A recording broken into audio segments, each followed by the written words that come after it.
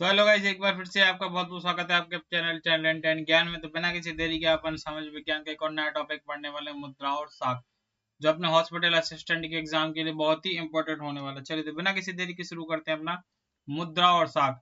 इसमें मुद्रा कर दिया, द्रा की जगह त्रा कर दिया, ठीक है, द्रा की जगह से त्रा लिख दी, कोई दिक्कत नहीं है, उसमें सुधार देंगे हम। चलिए तो मुद्रा और साख देखिए, मुद्रा क्या कहलाती है। मुद्रा क्या कहलाती है? वस्तु और सेवाओं के लेन देन के लिए जिस माध्यम का उपयोग किया जाता है उसे क्या बोलते हैं अपन? मुद्रा या मनी कहते हैं। आज के समय रुपया, सिक्के, बैंक द्वारा जारी मुद्रा का उपयोग किया जाता है। ठीक है, मुद्रा क्या है? लेन देन का माध्यम होती है। मुद्रा के कार्य क्या होते हैं? विनिमय का माध्यम। ठीक है, विनिमय मतलब आपका लेना देना, खरीदी बिक्री के लिए। तो मुद्रा की सहायता से वस्तुओं और सेवाओं की खरीदी बिक्री आसानी से की जा सकती है। इसके बाद बात है मूल्य का माप। मुद्रा के द्वारा किसी वस्तु या सेवा का मूल्य निर्धारित किया जाता है। ठीक है, धन का संचय।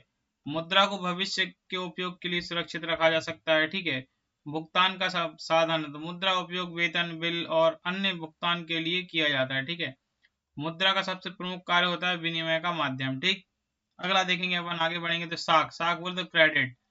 जब कोई व्यक्ति या संस्था किसी भविष्य में वापस करने की शर्त पर धन उधार देती है तो उसे साख या क्रेडिट कहते हैं। ठीक है, साख बराबर उधार की व्यवस्था।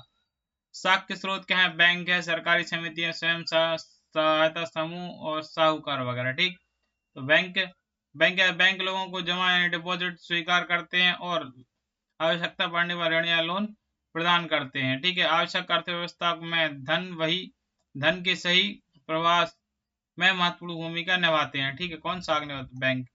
बैंक के प्रमुख कार्य क्या है? जमा स्वीकार करना, ऋण देना, धन के सुरक्षित रखना, भुगतान या लेन देन की सुविधा देना। ठीक, बैंक कम ब्याज पर ऋण उपलब्ध कराते हैं कि ध्यान रखिएगा आप लोग। आप किसी साहूकार या किसी अन्य व्यक्ति से ना लेकर बैंक के पास जाएं, हालांकि थोड़ी समस्या उत्पन्न होती है मगर बैंक सही रहता है। सरकारी समितियां अपने सदस्यों को कम ब्याज पर ऋण उपलब्ध कराती है। इनका उद्देश्य किसानों और छोटे व्यापारियों की सहायता करना होता है। ठीक है, सरकारी समितियां किसानों को सस्ता ऋण देती हैं, ये भी सही बात है। अब स्वयं सहायता समूह, सेल्फ हेल्प ग्रुप। ठीक है, तो इसमें क्या आता है?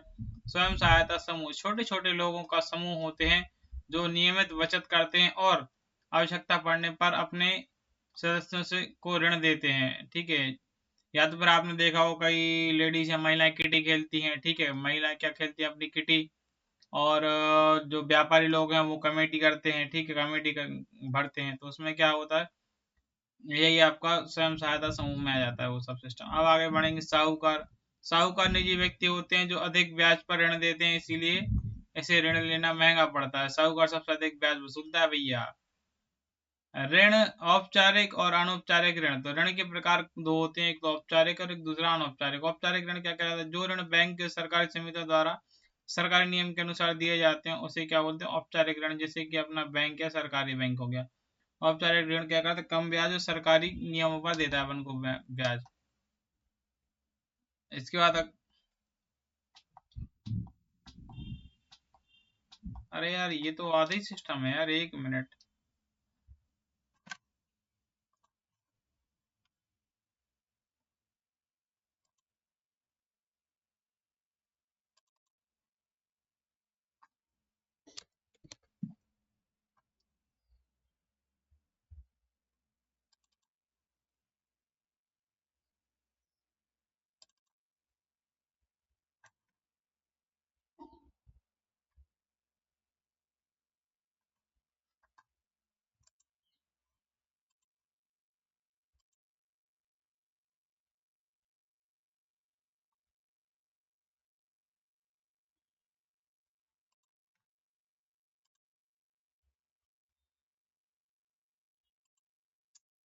ये यार भाई लोग इतनी हो पाया, ठीक है, तो आगे के लिए सॉरी। अनौपचारिक ऋण यही होगा आपका साहूकार लोगों से या फिर किसी स्वयं सहायता समूह से। ठीक है, लेना, ये क्या हो जाता है आपका? अनौपचारिक। क्या हो जाएगा आपका? अनौपचारिक ऋण। ठीक है, तो ये वीडियो यहीं पे एंड करते हैं, अपन मिलेंगे नेक्स्ट वीडियो, तब तक के लिए नमस्कार, bye bye, tata, bye bye, good bye.